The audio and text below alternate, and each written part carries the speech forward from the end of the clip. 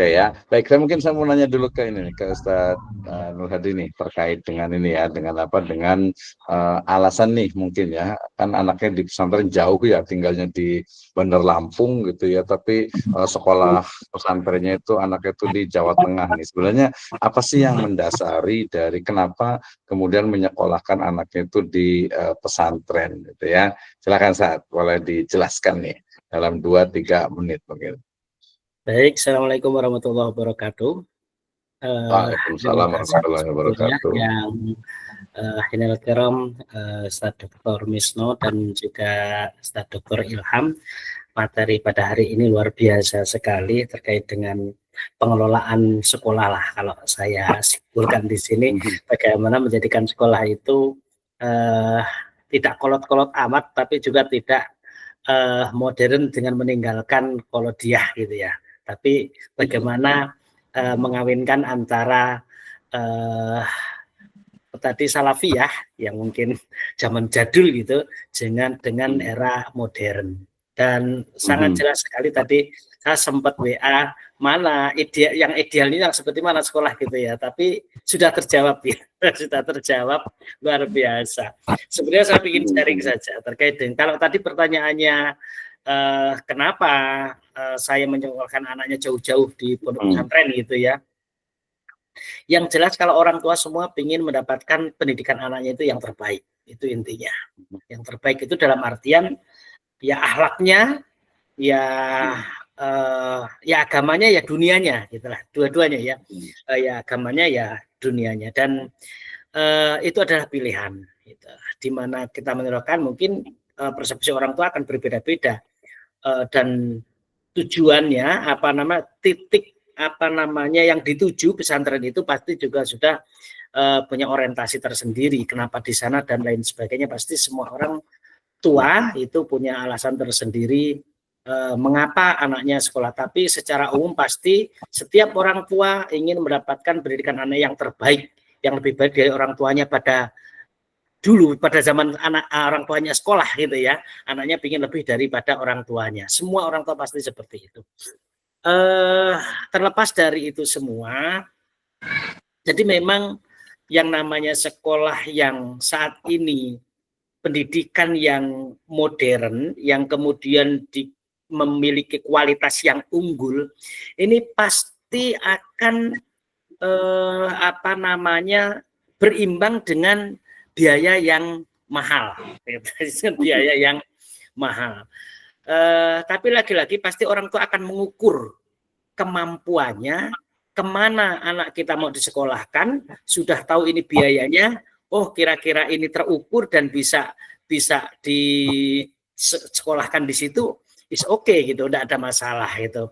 Yang penting kita sendiri ya mengaca, melihat penghasilan dengan pengeluaran yang bakal kita keluarkan untuk pendidikan anak. Gitu. Memang walaupun ini adalah prioritas ya, sekolah anak itu adalah prioritas utama. Menurut saya itu prioritas utama. Sedikit sharing terkait dengan sekolah. Tadi disebutkan sekolah IT. Kebetulan saya dan kawan-kawan ini juga pendiri sekolah IT, SDIT, yang saat ini sudah berjalan 8 tahun, meluluskan 2 alumni, dan insya Allah tahun ini tahun ketiga lulus ya, maksudnya angkatan ketiga. Selama perjalanan ini kita memang ya karena masih merintis dan sekolah kita sekolah di kampung gitu ya. Kalau kita berbicara mahal, mungkin bagi orang-orang yang ngitung dengan perbandingan sekolah di desa dengan di kota itu, kalau masalah bayaran itu masih jauh lebih mahal di kota gitu, karena memang biaya hidup juga di kota lebih besar.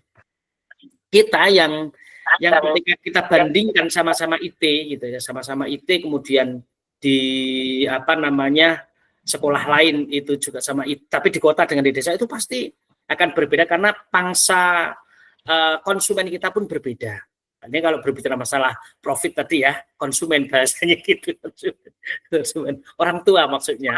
Lalu itu memiliki kemampuan yang berbeda antara orang-orang yang hidup di desa, tinggal di desa dan di kota. Maka SPP yang kita tarik atau biaya sekolah yang kita tarik di situ untuk membiayai perjalanan pembelajaran, ya biaya honor guru dan lain sebagainya.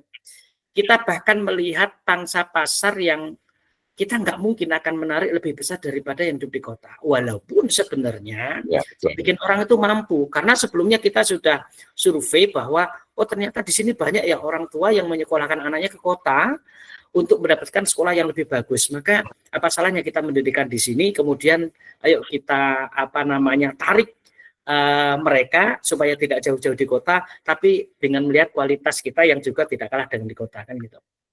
Nah, masalah pembayaran ataupun penarikan tadi juga ternyata dari sekian yang disampaikan oleh Dr. Ilham tadi, kami sudah hampir sama dengan itu, gitu. Hampir sama. Pengabdosian antara klasik dan modern, gitu ya. Ini baik dari ini terutama terkait dengan pembiayaan, gitu. Terkait dengan pembiayaan, karena kami juga harus membiayai guru-guru yang kita minta untuk profesional, gitu ya. Kita minta untuk profesional sehingga kita pun harus memberikan kembalian yang juga istilahnya tidak begitu kekurangan lah gitu. Dibandingkan dengan honor-honor di sekolah lain sudah lebih dari itu, gitu. Lebih dari itu, gitu. Bisa kita dibandingkan dengan sekolah yang negeri lah. Kalau honor di negeri atau ini kan kita tahu ya, kita bisa 3 kali lipat. Alhamdulillah, walaupun belum itu pun masih belum cukup sebenarnya untuk biaya hidup satu bulan untuk keluarga, gitu. Untuk menopang biaya hidup satu bulan keluarga.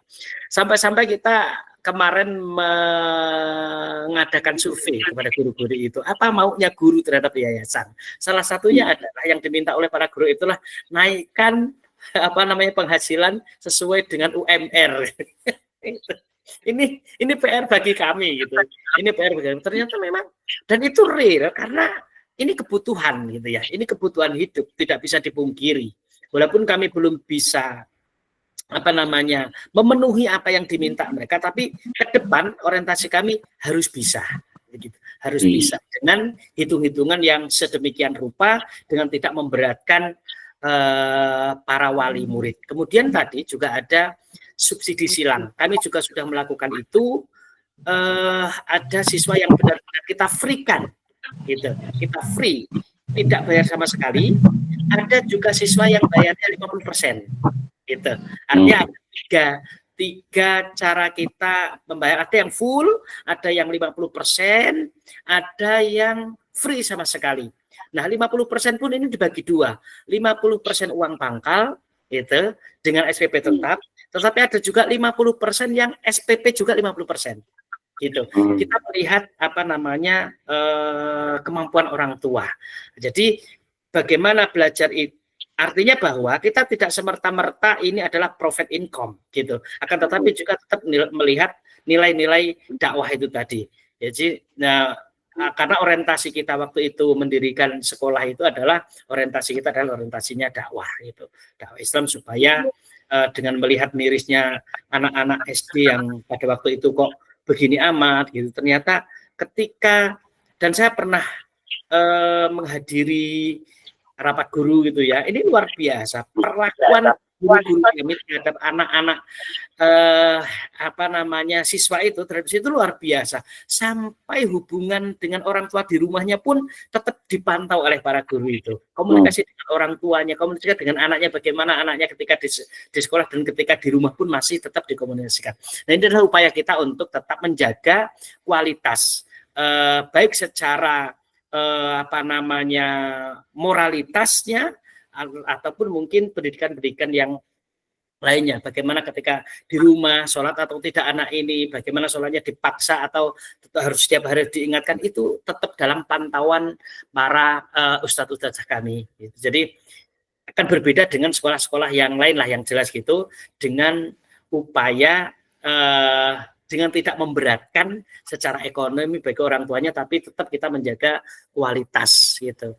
Kalau orientasinya profit ya pasti, karena memang kita butuh membiayai guru gitu ya. Guru juga punya keluarga yang untuk menghidupi keluarganya. Jadi walaupun masih saat ini masih sebatas itu, paling tidak ke depan kita ada orientasi untuk bagaimana supaya guru-guru juga sejahtera secara finansial. Itu, dan guru juga kami tetap memberikan pendidikan tersendiri guru lah gitu. Ada kelompok guru untuk belajar tahsin, untuk belajar akidahnya, agamanya, karena kami meminta setiap guru kelas itu bisa mengajar Al-Quran. Maka tahsin guru pun kami uji gitu. Apalagi kalau penerimaan guru wajib bisa baca Al-Quran gitu. Itu saja mungkin. Terima kasih, hanya sharing saja. Ini luar biasa materi hari ini. Kalau bisa saya minta slide-nya untuk kami paparkan di sekolah kami, kalau diizinkan. Terima kasih. Assalamualaikum warahmatullahi wabarakatuh. Baik. Waalaikumsalam warahmatullahi wabarakatuh. Terima kasih Pak Nur Hadi atas waktunya.